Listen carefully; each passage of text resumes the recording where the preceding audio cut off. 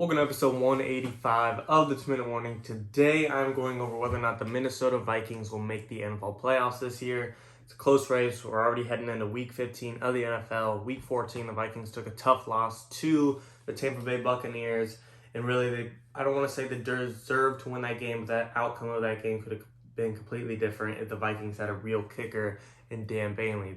The dude missed 3 field goals and an extra point. That's 10 points he's taken off the board, and it's just completely shifting the game, the time of events, how the Buccaneers offense and momentum would have been versus the Vikings always being upset at the end of the drive, not having faith in their kicker. So that is a tough loss for them to go. They were the 7th seed in the NFL playoffs last week before Week 14, and then after that loss, they fell out to the 8th seed, and Cardinals won over the Giants, so they went up to the 6th seed. Or the 7th seed, my bad. Vikings sit at 6 and 7, and the Cardinals right above them are 7 and 6. So if you look at both their schedules, the Minnesota Vikings have next the Chicago Bears, New Orleans Saints, and Detroit Lions. I think they can win 2 out of 3 of those games and finish 8 and 8, but it's very rare you make the NFL playoffs at 8 and 8. I understand now that in the NFL playoffs there's an extra wild card, so the chances do open up a little bit more, but still 8 and 8 is not something you really see as a wild card team.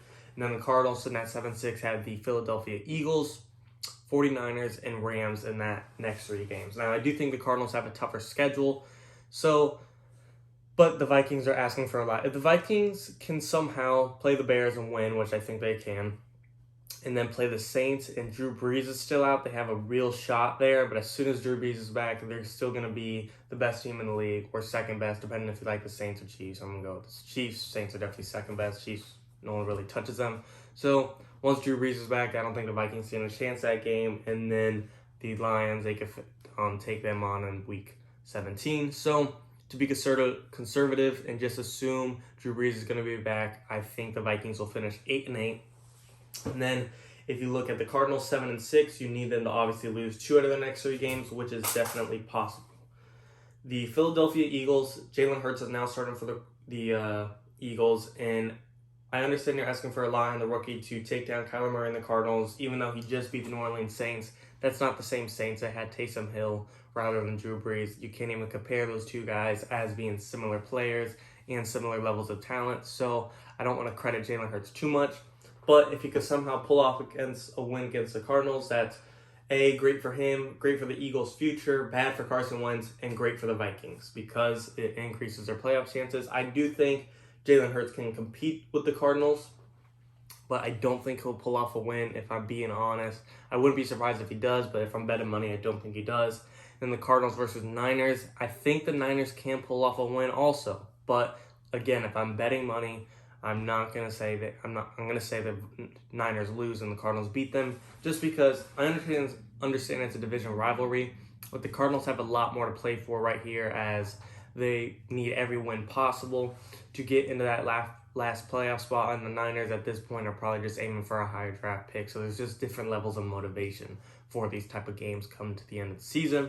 And then week 17, Los Angeles Rams. I do think if the Rams play their starters and aren't locked up in the playoffs and get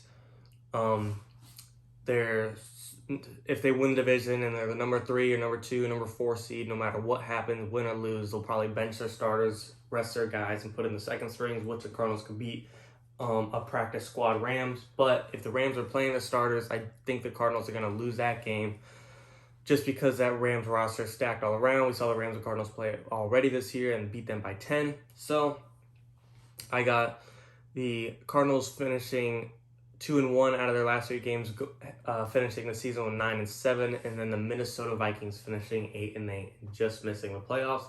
Obviously, that's just 1 game away from me being wrong in my predictions for the Vikings to make it and the Cardinals to fall out, but I don't think it'll happen. I love Kirk Cousins. I feel like I overrate him, but I do have a lot of faith in him. I've liked him since he was on Washington, and I thought he was going to do big things with Minnesota, and I still think he can. Again, I might be overrating him, but I like Kirk Cousins. I think he's a great quarterback. I don't want to say he's stellar and is best in the league and one of the top 5 or even, top 5, but he just, to me, gets the job done. He doesn't turn over the ball too much. He gets you a score when you need. Yeah, he gets sacked a little too much, and he just eats the sack up a little too much, but I just think he plays well and is definitely an above average guy in the league. Dalvin Cook, between him and Derrick Henry, you can't go wrong. He's probably one of the best running backs in the league, even if everyone's healthy with Christian McCaffrey, Saquon Barkley. If they come back, I still think Dalvin Cook's in that top 3 running back class. So, and then you got Adam Thielen, very solid receiver. You lost Stephon Diggs in the offseason, but you added Justin Jefferson, probably the best rookie wide receiver in this draft class, and possibly top 10 receiver in general, depending who you ask. So that definitely replaces Stephon Diggs. And then, so that's a pretty solid foundation on the offense. And then the defense, over the past few years, the Vikings defense has slowly declined just a little bit. But overall, they still have a well-rounded defense. They don't have this great dominant one that gets all kinds of sacks, gets all kinds of interceptions, but their defense is well-rounded and very solid. So I do think the Vikings could be a playoff team future years to come. Really the biggest situation, I don't want to say they'd be a playoff team if they replace this, but if they did have a kicker, they might have an extra 2 wins or even 1 extra win and be 7-6 right now, or who knows, 8-5 if Dan Bailey didn't cost them a couple games throughout this year, which is a big problem. So when you have that foundation of a solid quarterback, amazing running back, great receiving core, well-rounded defense, you are a playoff team 9 out of 10 times. And for the Vikings this year, it just didn't click. They had a couple bad games that they made mistakes on and just had I don't want to say shit plays go their way, but they just didn't play great in some situations when they could have definitely played better. So I think next year, if they get things clicking a little better, they'll make the playoffs. This year, I think they'll fall just short.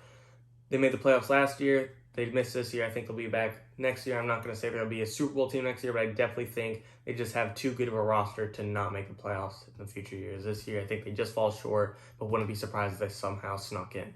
Comment below what you guys think and any other future videos you want to see. 2-minute warning.